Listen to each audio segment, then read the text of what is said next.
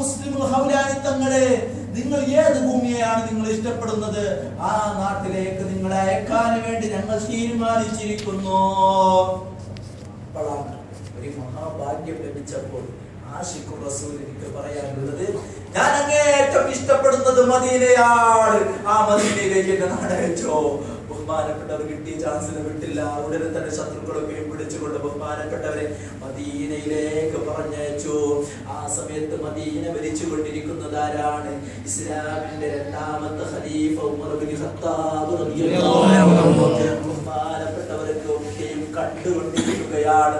അബൂ മുസ്ലിമുൽ ഹൗലാനി തങ്ങളുടെ തീയിലേക്ക് വലിച്ചെറിഞ്ഞ രംഗങ്ങളൊക്കെയും കണ്ടുകൊണ്ടിരിക്കുന്നു.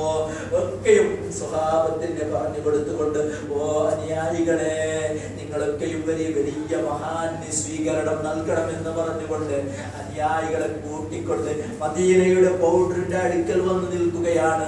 അബൂ മുസ്ലിമുൽ ഹൗലാനി തങ്ങൾ കടന്നു വന്നു. ഉമർ ഇബ്നു ഖത്താബ് തങ്ങളെ അരങ്ങി പിടിക്കുകയാണ്. എന്നിട്ട് ചോദിക്കുന്ന, ഐന ഹബീബി, എന്റെ കരളിന്റെ കഷ്ണം എവിടെയാണ്, എന്റെ പ്രവാചകൻ എവിടെയാണെന്ന് പറഞ്ഞുകൊണ്ട് അബൂ മുസ്ലിമുൽ ഹൗലാനി തങ്ങൾ റൗദയിലേക്ക് ഓടി വരുന്നു.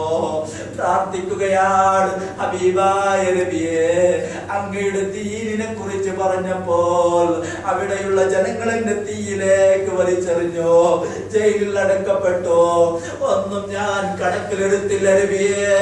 അങ്ങയുടെ ദീനിനെ ഉറച്ച ശബ്ദത്തിൽ ഞാൻ പറഞ്ഞിട്ടുണ്ട് നബിയേ എന്ന് സങ്കടം ഹബീബിന്റെ മുമ്പിൽ പറയുകയാണ്.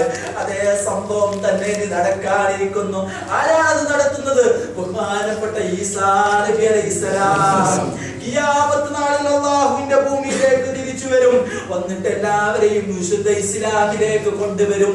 അതിന്റെ ശേഷം റൗള ശരീഫിന്റെ അടുക്കൽ ചെന്നുകൊണ്ട് അല്ലാഹുവിനോട് പ്രാർത്ഥിക്കും കേട്ടോ. ഈസാ നബി അലൈഹിസ്സലാം അല്ലാഹുവിന്റെ ഹബീബിനോട് പ്രാർത്ഥിക്കാനുണ്ട്. ഹദീസുകളിലൊക്കെയും കാണുന്നതാണ്. അതുകൊണ്ട് ആ ഹബീബിനെ വേണ്ടതുപോലെ നിങ്ങളൊക്കെയും സ്നേഹിക്കണം എന്ന് ഓർമ്മപ്പെടുത്തുന്നു. പിന്നെ